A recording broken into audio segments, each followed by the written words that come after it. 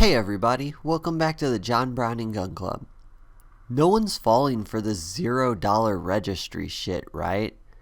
PSA normally has their comments curated and delete any that aren't glazing them, but it appears on their latest video selling you tyranny in the form of SBRs, someone forgot to block all the negative comments.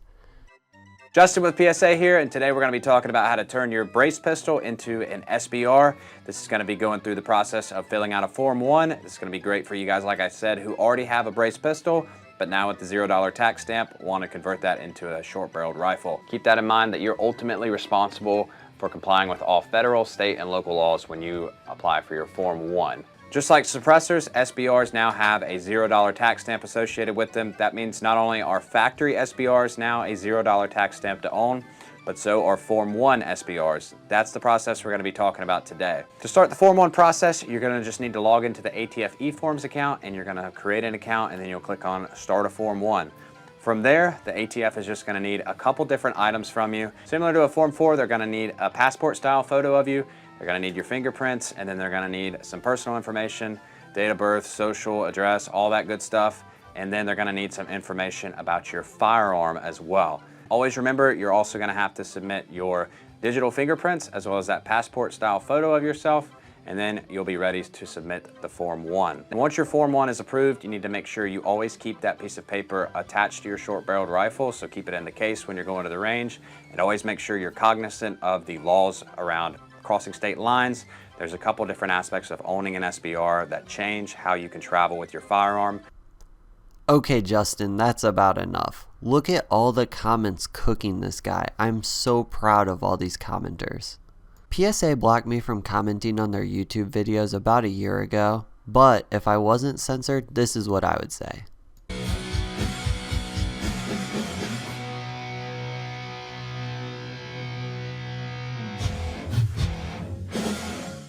Hey motherfuckers, this is John from the John Browning Gun Club, here to talk to you about PSA. PSA is a company whose motto is "Innovation begins where tolerances end." A company bold enough to remind us that reliability is a journey.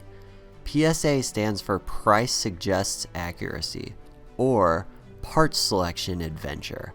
Why would you settle for predictability when you can experience a little Palmetto surprise assembly? Some companies hide this process, but PSA is proudly shipping assumptions, where parts sometimes align and leadership is never afraid to be publicly surprised again right alongside the customer. Professional standards avoided with remarkable consistency. Every product feels like a bold experiment because the prototype status always keeps everyone on their toes.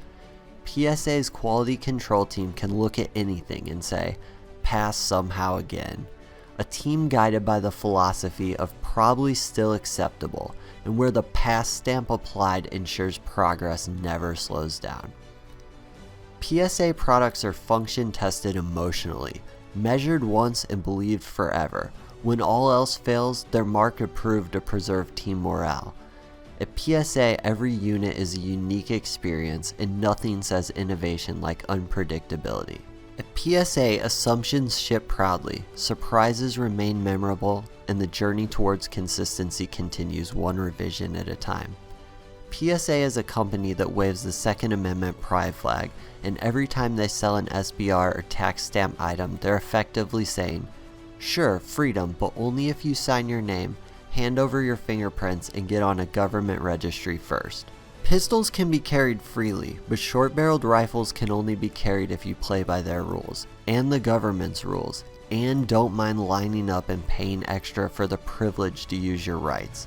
Every stamp they sell, every necessary form, is a subtle reminder that they profit by getting citizens to hand over the rights they claim to defend.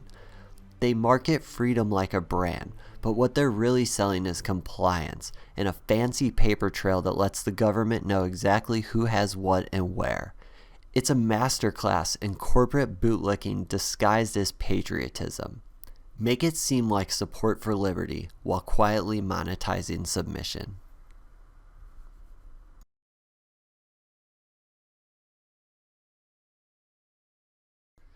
Thanks as always for watching, guys. If you have a tax stamp, you're a bot.